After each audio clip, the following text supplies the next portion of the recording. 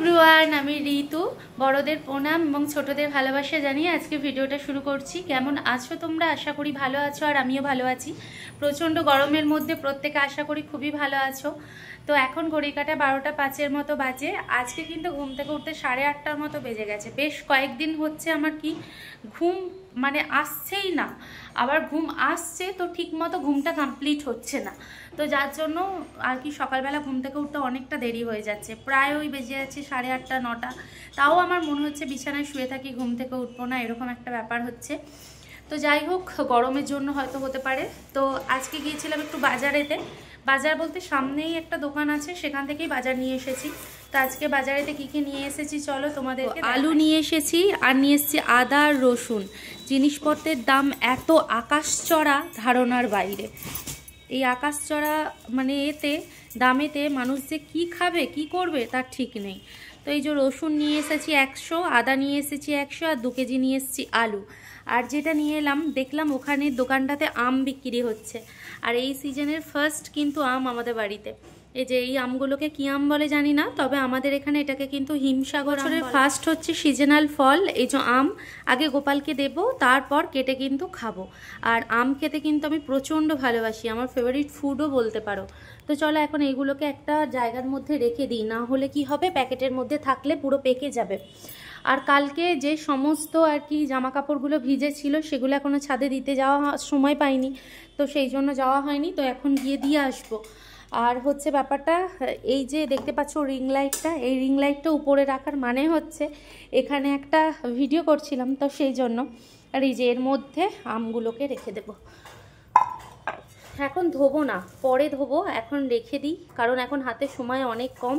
আর আমি কিন্তু এখানে 1 কেজির মতো আম এনেছি, কারণ যেহেতু এই প্রথম আম উঠছে, তো আম অতটা মিষ্টি তো হবে না, তো সেই জন্য আমি আর কি এরকম একটু কাঁচা কাঁচা দেখে আর 1 কেজি নিয়ে এসেছি।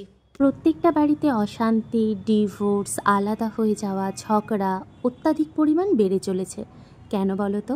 কারণ পুরুষ সবসময় একজন বউয়ের মধ্যে একজন প্রেমিকাকে খুঁজে বেড়ায়। একজন বউ কখনো প্রেমিকা হয়ে উঠতে পারে না, কারণ যেই সময়টাতে একজন প্রেমিকা সাজতে গুজতে, নিজেকে রেডি করতে, ফর্সা হতে, নিজেকে স্মার্ট বানানোর জন্য প্রেমিকের কাছে সব কিছু করতে ব্যস্ত থাকে, ঠিক সেই সময় একজন বাড়ির বউ ব্যস্ততা থাকে তার স্বামী কি খাবে, তার পরিবারের লোকজন কিসে ভালো থাকবে, তাদের জামা কাপড় কাচা, বাসন পরিষ্কার করা, তার মা বাবার খেয়াল রাখা, সংসার সামলানো, তার দেওয়া সব থেকে বড় সম্পদ তার সন্তানকে সামলানো, তাকে খাওয়ানো, বড় করা, এই সব কিছু করতে করতেই একজন বাড়ির বউ নিজেকে সাজাতে ভুলে যায়। সময়ের অভাবে নিজেকে অগোছালো করে রেখে দেয়। আর এই অগোছালো মেয়েকেই পুরুষের পছন্দ। পুরুষ হলো বিচিত্র ধরনের একজন মানুষ। যেই প্রেমিকার সঙ্গে 5 বছর 6 বছর প্রেম করে, সেই প্রেমিকার সঙ্গেই বিয়ের 1 বছর হতে না হতেই ঝগড়া অশান্তি আরম্ভ করে দেয়, কারণ সে বাড়ির বউটার মধ্যে প্রেমিকার কোনো ঢঙই খুঁজে পায় না। আমি বলবো, কোনো বাড়ির বউয়ের মধ্যে প্রেমিকাকে খুঁজো না, আর প্রেমিকার মধ্যে বাড়ির বউকে খুঁজো না।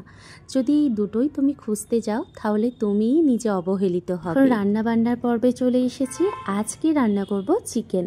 তো সেই জন্য এদিকেতে আমি কড়া চাপিয়ে তেল দিয়েছি, আর পেঁয়াজ, আদা, রসুন, টমেটো, শুকনো লঙ্কা সব কিছু দিয়ে সুন্দর করে কষিয়ে নিয়েছি। এখন এর মধ্যে নুন, লঙ্কা গুঁড়ি দিয়ে ভালো করে কষিয়ে নেব। আর তারপর দেব সামান্য পরিমাণ হলুদ গুঁড়ি। আর এই হলুদ গুঁড়িটা আমাদের শ্বশুরবাড়ির চাষের হলুদ, তো ভাঙিয়ে আমার শাশুড়িমা আমার জন্য পাঠিয়েছিলেন, তো সেটা দিয়েই আজকে রান্না করছি। তো এই দেখো, এখন মশলা কষানো প্রায় হয়ে এসেছে। এবার এর মধ্যে দিয়ে দেবো চিকেন। আমাকে আমার শ্বশুরবাড়ি থেকে প্রায় সময় মানা করে যাতে আমি ননভেজ খাবার না খাই, যেহেতু আমি তাদের গোত্রের হয়ে গেছি তাই। কিন্তু সত্যি কথা বলতে কি, আমি ননভেজটা ছাড়তেই পারি না। আসলে ছোটোবেলা থেকে যে জিনিসটা খেয়ে তুমি অভ্যস্ত, সেই জিনিসটা ছাড়তে তোমার সময় লাগবে। আর জোর করে কোনো জিনিস ছাড়ালে সেটা শারীরিক অনেক প্রভাব পড়তে পারে, তাই জোর করে কোনো জিনিস ছাড়ানোটা উচিত না। তবে সময়ের সাথে সাথে আস্তে আস্তে সব কিছু ছেড়ে যাবে। সারা জীবনই যে আমি ননভেজ খাবো সেটা না, কোনো একটা সময় ছেড়ে যাবে। তবে আমি এটা জোর করে ছাড়তে চাই না, আস্তে আস্তে নিজের মন থেকে ঘেন্না করে ছাড়তে চাই। কারণ ঘেন্নার জিনিসকে মানুষ ফিরে পেতে চায় না, কিন্তু যদি ভালোবেসে সেই জিনিসটাকে ছেড়ে দিই তাহলে বারবার সেদিকের প্রতি টান। কারণ যে জিনিসটা আমি ছোটোবেলা থেকে খেয়ে এসেছি, ছোটোবেলা থেকে দেখে আসছি এত বড় অবধি, সেই জিনিস ছাড়া কখনো সম্ভব না। তো যাই হোক, এখন রান্নাবান্না কমপ্লিট হয়ে গেছে। দুপুরের ভাত নিয়ে বসেছি, ভাত, চিকেন কষা, লেবু আর পেঁয়াজ, এই হচ্ছে দুপুরের আজকের খাবার।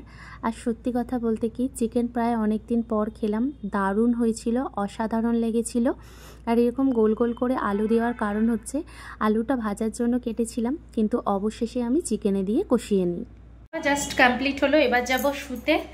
আর এইদিকেতে হচ্ছে ঘরটার পুরো মোছা কমপ্লিট হয়ে গেছে। আর যে সমস্ত জামা কাপড়গুলো কাচাকুচি করেছি সেগুলো কিন্তু ছাতে দিতে যায়নি, এখানেই দিয়ে দিয়েছি। ওই যে দেখো, সমস্ত জামা কাপড় ওখানে দিয়ে দিয়েছি, আর যেগুলো শুকনো হয়ে গিয়েছিল ওগুলো এখানে রেখে দিয়েছি। তো এখন শুতে যেতে হবে, কারণ একটু রেস্ট না নিলে আমার মাথা বনবন করে ঘুরবে। আর সবথেকে বড় জিনিস যেটা, সেটা হচ্ছে আমার বাপের বাড়ি থেকে আসার পর এখানে যখন এসেছি আমার শারীরিক প্রচুর ডিহাইড্রেশন হচ্ছিল। তো ডিহাইড্রেশনের জন্য আমার মাথা ঘোরা, গা গুলোনো, শরীর ম্যাচ ম্যাচ করা, এইসব জিনিসগুলো হচ্ছিল। যেহেতু ওখানের গরমটা আর এখানের গরমটা একদম অন্যরকম, তো সেই জন্য ডিহাইড্রেশন হওয়াটা স্বাভাবিক। তো সেটাই হয়েছিল। তো এখন আপাতত আমি কিন্তু ঠিক আছি এবং ভালো আছি। তো খাওয়া দাওয়া কমপ্লিট করলাম, এখন শোবো। মেডিসিন নিতে হবে, মেডিসিন নিয়ে তারপর শুতে হবে। কারণ একটাই মেডিসিন আছে, যেটা হচ্ছে দুপুরবেলা খাওয়া দাওয়ার পর খেতে হবে। আর না হলে হচ্ছে তোমার এতে ওই নাস্তা করবার পরে। তো আমি যেহেতু দুপুরবেলায় খাই, তো তাই দুপুরবেলায় আর কি খাবো। এই যে, তো চলো এখন একটা খাই, খেয়ে দিয়ে রেস্ট করি, পরে তোমাদের সাথে আবারও কথা হবে। আর বাইরে কিন্তু প্রচণ্ড পরিমাণে রোদ, তারাও দেখাই, এই যে এত রোদ, এত রোদ। চলো খেয়ে, এখন হচ্ছে সন্ধে প্রায় 6টার মতো বাজে। তো এখন আমি একটা আম খাবো, দাঁড়ো। তো এখন খাবো একটা আম, গোপালকে একটু দেবো আর নিজেও একটু খাবো। তো যেটা সব থেকে বেশি আর কি পাকা, সেইটাই আজকে খাবো।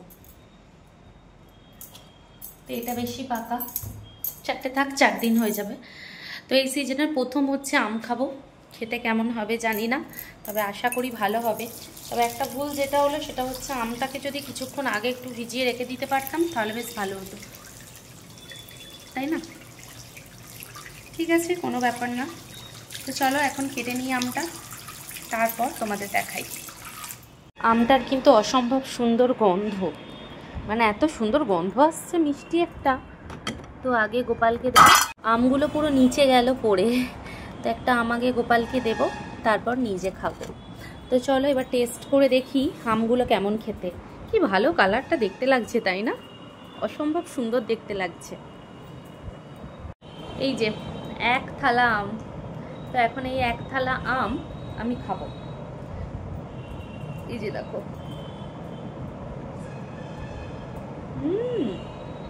অসম্ভব মিষ্টি। আমি যখন আমটা কিনলাম তখন ওই দাদাটা বলল যে আমটা মিষ্টি নাও হতে পারে, তো সেই জন্য আমি 1 কেজি নিয়েছিলাম। তো এখন খেয়ে দেখছি অসম্ভব মিষ্টি। এখন সত্যি মনে হচ্ছে 2 কেজি নিয়ে নিলে ভালো হতো। আমি আম খেতে থাকি আর পুরো ভিডিওটা তোমরা দেখতে থাকো। আর অবশ্যই কিন্তু একটা ছোট্ট সুন্দর দেখে কমেন্ট করো। সবাই ভালো থেকো, আবার দেখা হবে পরবর্তী ভিডিওতে। বিদায় নিলাম।